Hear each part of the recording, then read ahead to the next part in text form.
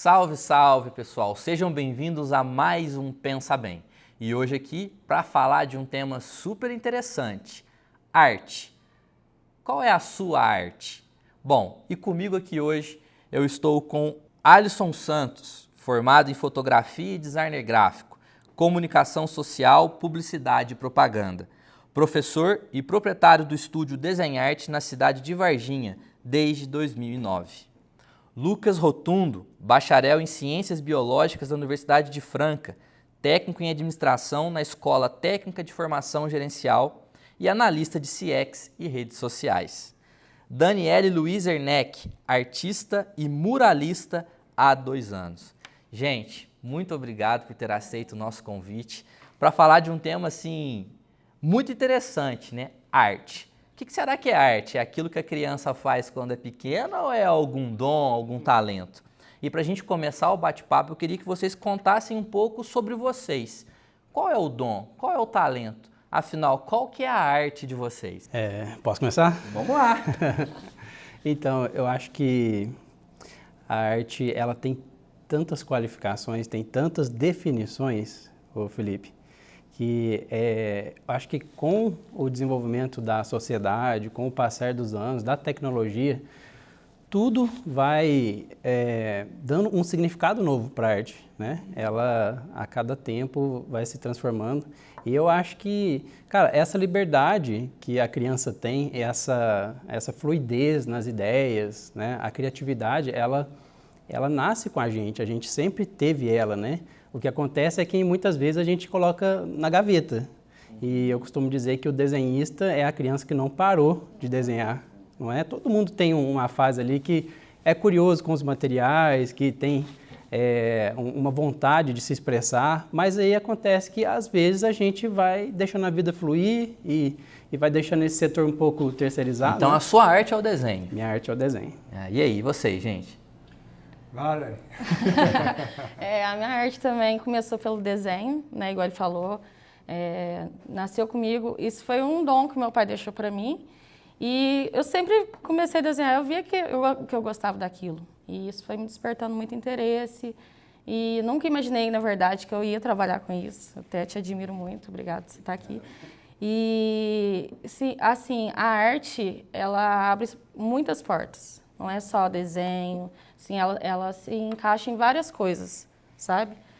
Muda vidas também, tira a pessoa do crime. Tipo assim, tem N fatores. Mas assim, a minha arte que eu consegui enxergar foi como desenhista. Aí depois que eu comecei a ver pessoas pintando muro, falei, nossa, quero fazer. Será que eu consigo? Aí teve esse bloqueio. Aí eu peguei, fui embora, fui morar em São Paulo lá. Vi outras pessoas, outros artistas pintando, aí eu tive a oportunidade de pintar com alguns e vi que seria possível. Então eu sabia que eu tinha aquele bloqueio de criança, assim, que eu não tentei não deixar na gaveta, mas assim, eu tinha aquele bloqueio, mas eu não sabia se eu tinha capacidade para isso. Então você sai dos papéis e fui para a parede. Para a parede. Que legal. O meu pai, ele sempre falou, né, que eu era arteiro. Desde criança ele falava que eu era arteiro, brincadeiras à parte. Eu deixei um pouco o pedaço na gaveta. Eu, desde criança, né, eu sempre fui desenhista, sempre gostei de desenhar. E tive esse pedacinho de tempo da minha vida que eu deixei um pouco lá na gaveta. Eu comecei a fazer um curso, o Alisson já era graduado no curso. A gente fez um curso com o Zé, em 99. E foi a partir disso que eu comecei a desenhar, comecei a evoluir, fui evoluindo. E hoje eu estou me redescobrindo, né? Eu estou recomeçando, né, com a arte. Deixei lá na gaveta e estou voltando, né? Estou saindo, migrando de uma área e indo para outra e estou me encontrando na arte novamente. Bom, gente, então nós temos aqui artistas em comum, né? Todos vêm aí da origem do desenho. E aí eu queria entender de vocês, né? Quando que nasceu isso, né? As pessoas têm várias formas de expressar essa arte, o desenho, a música, enfim. Quando que nasceu isso em vocês? Foi desde pequeno ou inspirado ou olhando alguém? Como é que foi isso? O meu foi mais inspirado, assim. Eu desenhava, mas eu trabalhava no comércio. Aí meu pai morreu eu ia fazer 13 anos. Meu pai era desenhista Ele desenhava roupa de escola de samba, ele era lá do Rio. Aí um dia antes de eu conhecer ele, ele morreu. E tipo, eu já tinha uns desenhos, separei tudo, falei, nossa. Aí eu parei de desenhar. Eu desenhava, mas eu não tinha assim, não queria seguir a profissão. Aí o meu pai faleceu e tal. Aí eu fiquei uns 6 anos sem pegar nem papel nenhum, não tinha vontade nenhuma. Eu falei, aí minha mãe, nossa, você tem esse dom, você não vai aproveitar? Eu não fiz aula porque eu não tive oportunidade quando eu era mais nova. Mas aí eu comecei a treinar, voltei a desenhar e dei essa reviravolta na minha vida por isso, sabe? Eu fiquei com um pouco de depressão por causa da perda dele e voltei a desenhar por causa dele. Então, tipo assim, eu falei, ele deixou um dom pra mim. Então, seu pai foi uma inspiração Foi para uma você começar a desenhar. foi uma inspiração. Aí eu comecei a desenhar, voltei, eu assino Werneck por causa dele, eu não tenho Werneck no meu nome, pra me motivar, entendeu? Aí agora eu já vi que era isso que eu queria Que seguir legal, mesmo. Dani, ó. Seu nome artístico aí, inspirado pelo seu pai. Isso Legal. mesmo. Eu acho que todo mundo nasce com um dom, né? Acho que todo mundo tem um dom da arte, né? E as pessoas vão evoluindo, né? Faz um desenho e mostra para a pessoa, faz, o que você achou? Eu falei, nossa, que legal, que desenho legal. Aí a pessoa sente confiança e segue, né? Se a pessoa vê, ele consegue reproduzir, fala assim, nossa, é tão difícil fazer isso. Se a pessoa acha que é fácil, aí a pessoa vai assim, opa, então acho que eu já tenho um talento para isso. Acho que a pessoa descobre, né? Com o tempo, com a prática. Eu sou suspeito de falar porque eu sou professor também. Então, às De vezes... desenho. De desenho. Certo. Desenho, pintura, né? Tudo que é arte visual, assim, eu sou meio intrometido. E assim, às vezes, eu vejo que é extremamente importante o aluno ter aquela disposição genuína. Tem que ser uma vontade verdadeira. Não adianta o pai falar assim, eu acho que seria interessante para você e eu vou te matricular na aula. Tem que ser de dentro para fora. A arte trabalha de uma maneira fluida, né? É igual aprender a mexer num aplicativo, num sistema operacional, ou, enfim, jogar videogame. Tem que ser... Tem que ter interesse também, natural, né?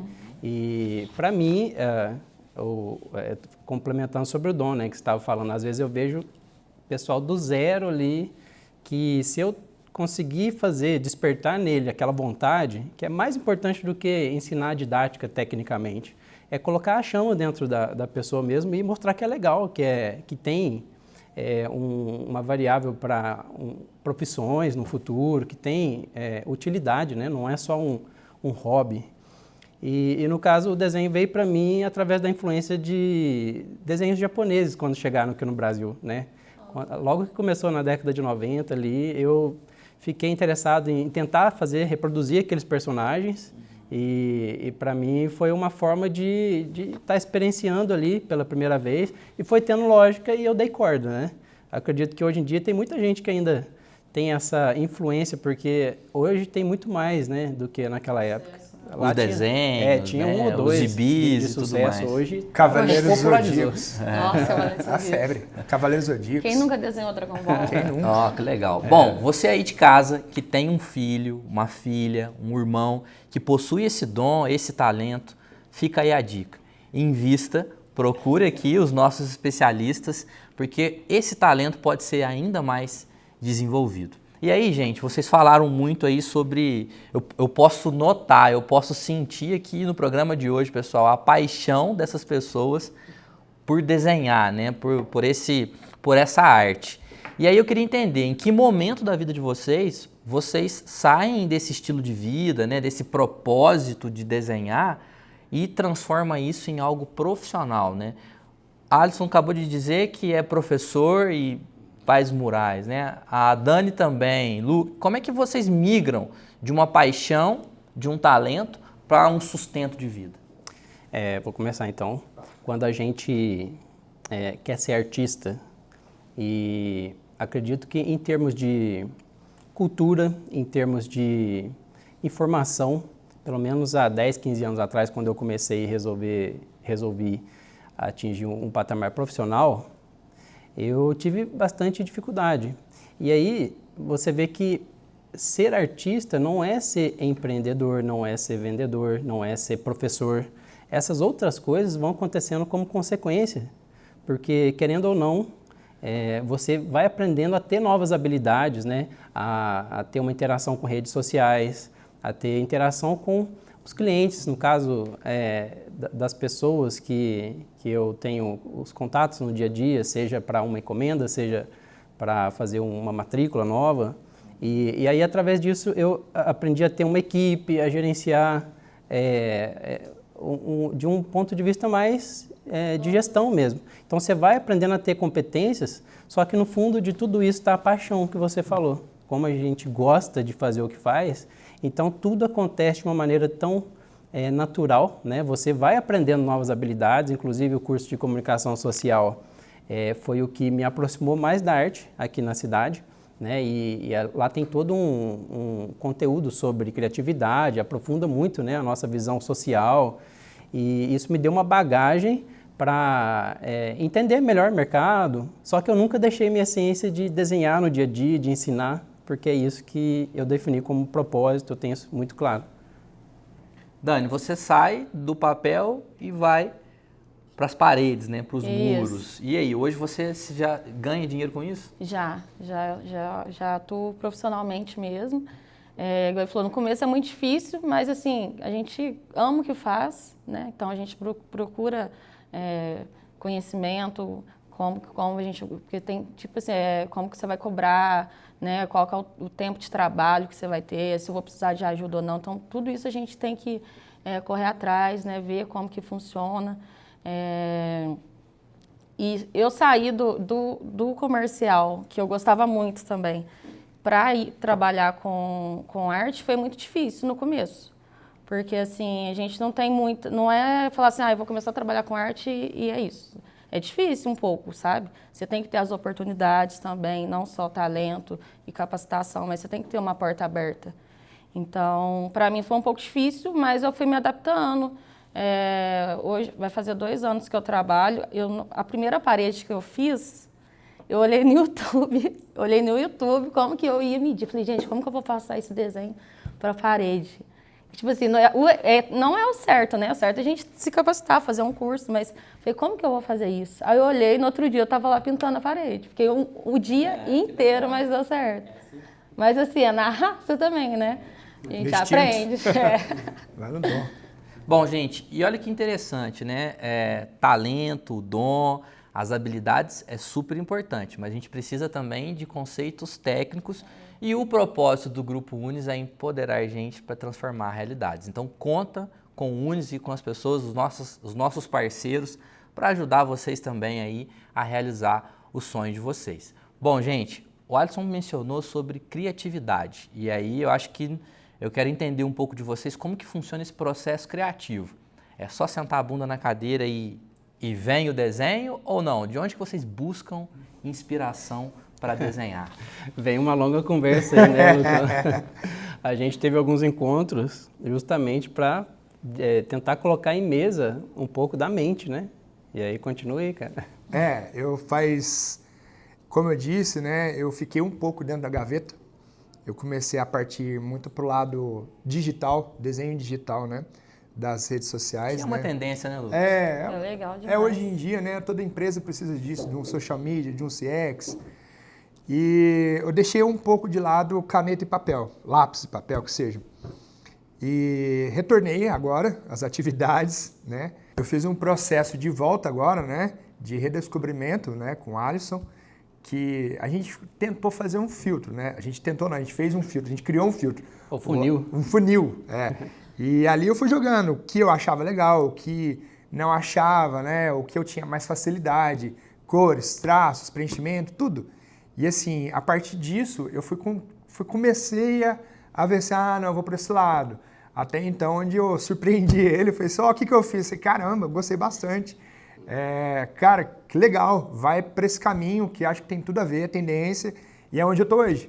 Hoje eu estou aplicando desenhos com Posca, que é um material, né, em parede, e reproduzindo, fazendo freehand, enfim. Saber o que não fazer é extremamente importante, porque se a gente parar para analisar friamente, a arte está em todo lugar, né? Numa combinação de cores, no desenho de um projeto, independente se é um projeto de um objeto ou de um local, a arte está em todo lugar, né? Uma visão mais apurada de formas, enfim, de design.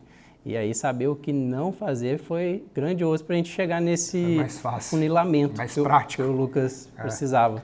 E essa experiência de vocês mostram que até os profissionais, né, as pessoas mais experientes precisam, em um determinado momento, parar, se reinventar para continuar a jornada. Né? Olhar para dentro, né? Autoconhecimento. Porque cada um tem seu estilo. Cada um tem um estilo, cada um tem mais uma facilidade com cor, com traço, preenchimento. Assim, isso depende de cada um. Todo mundo tem um talento para a arte, mas, igual ele falou, a arte é muito abrangente. Né? Bom, gente, agora eu queria saber de vocês, assim, uma experiência que marcou a carreira de vocês. Um painel, uma parede, uma viagem, um colega. Conta pra gente e pro pessoal de casa uma experiência que vocês tiveram enquanto artistas e que marcou a vida de vocês. Eu vou falar do mural que eu fiz lá no Unis mesmo. O Jabá. Porque foi uma das primeiras... Qual deles, né? Porque você já fez Tem o do Hospital Veterinário, mas o primeiro, cara, acho que a primeira experiência foi muito desafiador, porque ali a gente tinha todo um contexto a gente não tinha uma facilidade de projeção da imagem, era quase 300 metros quadrados de pintura, né? Tinha bastante altura, tinha quase 30 de largura, e enfim, ali teve que ter um planejamento tão grande para executar, desde as reuniões que a gente fez com o pessoal do Unis, né, para tentar chegar na melhor ideia, foram várias sugestões, mas existem várias maneiras de você fazer uma marcação de um mural. A Dani sabe muito bem disso, assim, tem vários caminhos diferentes, desde fazer um quadriculado e você ir através de uma matemática, desde uma projeção de luz com data show, que também ele emite a luz e você vai lá e faz o risco por cima, enfim. E ali a gente tinha uma situação que estava escrito Unis, foi nas costas do anfiteatro, né? Estava escrito Unis e tinha todo, assim, umas nuvens coloridas, né? Tinha uma combinação com luzes que a gente ia fazer. Só que, pela altura, a gente tinha todo um desconforto, né? Eu, pelo menos, não tinha costume ainda de estar tão alto assim. Tinha todo um desconforto. E aí a gente vê o desenho, assim, a meio metro de distância. Só que a gente tem que compreender ele como se a gente estivesse muito lá atrás. E foi um grande desafio. Acho que um dos maiores para mim. Levou cerca de um mês para ser concluído. Foi uma pessoa só misturava as tintas e alto, né? A outra só fazia o cálculo ali para ver se estava tudo no lugar, mas no final foi muito satisfatório, então marcou demais para mim. Eu queria pedir aí para a nossa equipe de edição colocar no programa de hoje a foto do mural do Alisson aí do Grupo Unis para vocês verem que trabalho incrível. E a experiência de vocês, gente? Vai lá, Dani. A minha experiência, que eu acho que mais marcou agora, que ele até comentou aqui comigo, foi lá do pub.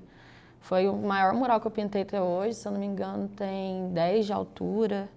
Foi bem alto, assim, eu tive que fazer um curso NR35, que é o curso de altura, para você ter segurança também em trabalhar lá, né?